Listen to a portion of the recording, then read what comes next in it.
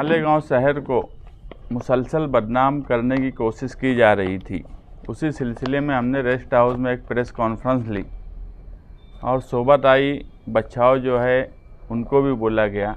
आप देखेंगे तो शहर में हमने जब उस मामले में बात की कोशिश की तो चारों तरफ से बात शुरू हुई, कहीं ना कहीं लीडरान जागे। तो ये बात तो बिल्कुल सच है कि जब तक समाजवादी लीडरान को नहीं जगाती, इस शहर में लीडरान जागते नहीं हैं।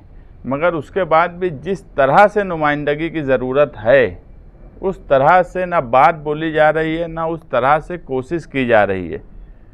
अभी किरीट सोमैया कारपोरेशन में मुसलसल लेटर दे रहे हैं। उन्होंने एक लेटर दिया कारपोरेशन में कि मुझे इंस्पेक्शन करने दिया जाए, पूरे जन्म दाखिले का, मुरुत्व और जो पैदाइश का हम लिखाते हैं। फ़ौरन कारपोरेशन ने उनको लेटर दे दी कि 16 जनवरी को आप 11 बजे आकर इंस्पेक्शन कर सकते हैं। जबकि एसआईटी नियुक्त हो चुकी है। सरकार ने जब एक एसआईटी नियुक्त कर दी, स्पेशल इन्वेस्टिगेशन कर रही है, तो कोई ज़रूरत नहीं है किरीट सोमैया को इंस्पेक्शन करने देने की। मगर डिपार्टमेंट इतना डरा हुआ है कि हर मामले में आगे बढ़कर उनको बोल रहा है कि आप ये करिए। ना तो किरीट सोमैया खासदार है, ना कोई संवैधानिक पद पे हैं। आज एक आम आदमी की तरह ही वो भी हैं, एक पार्टी के। अगर कोई आम आदमी कोई इंस्पेक्शन, वो माहिती ले सकते हैं, कोई मालूमात ले सकते हैं, मगर कारपोरेशन में आकर इंस्पेक्शन कैसे कर सकते हैं? और ये बात हम कैसे मान लें कि वो कोई गलत पेपर ला कर दे देंगे या कोई गलत पेपर डाल देंगे और उसका गलत मतलब निकाला जाएगा? क्योंकि उनका एक ही मकसद है, एक नैरेटिव सेट कर रहे हैं कि मालेगांव को किस तरह बदनाम किया जाए। तो हमारा तो ये बोलना है कि जब एक एसआईटी नियुक्त हो गई तो फिर किरीट सोमैया को कोई इंस्पेक्शन करने देने की ज़रूरत नहीं है।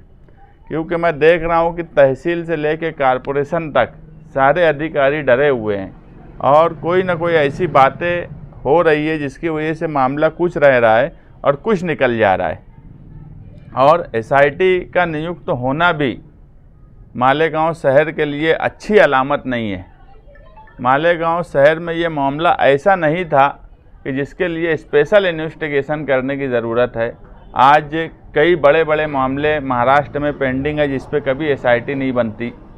अभी आप देखेंगे पीछे कई लोगों के घर जला दिए गए आंदोलन में, मराठा आंदोलन में मंत्री और एमएलएज के घर जल गए।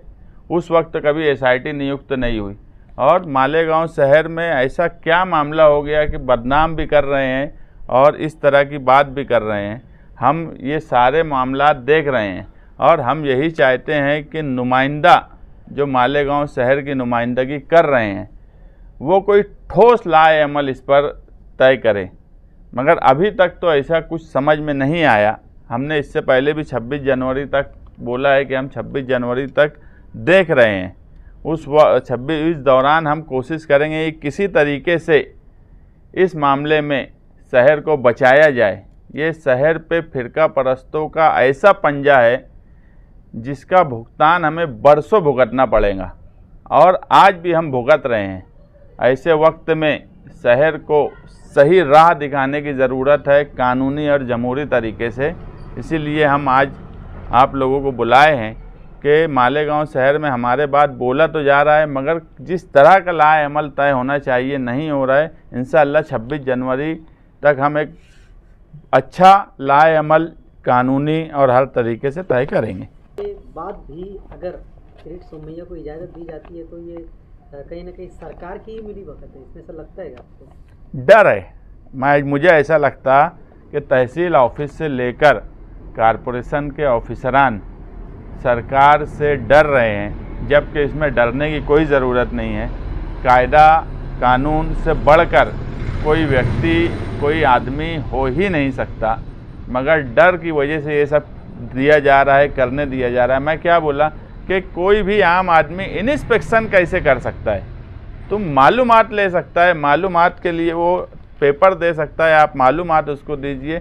डायरेक्ट ऑफिशियली लेटर दे रहे हैं कि आप इंस्पेक्शन करने आइए मुझे यही डर है कि ये जिस तरीके से काम कर रहा है, ये कहीं ना कहीं ऐसे मामलात होंगे या इनके साथ कुछ लोग आएंगे, खोड़ खाड़ करेंगे, कुछ ऐसी बात लिख देंगे जिसकी वजह से मालेगांव शहर की और बदनामी होगी। इसलिए इंस्पेक्शन नहीं करने देना चाहिए। इंस्पेक्शन के लिए जो परवानगी मांगी, मैं दोनों लेटर देखा। जो किरीट सोमैया ने 1 जनवरी को लेटर दिया कि मुझे इंस्पेक्शन करने की इजाज़त दी जाए, और उनको जवाब 7 जनवरी को दिया गया कि आप 16 तारीख को इंस्पेक्शन करने 11 बजे आइए।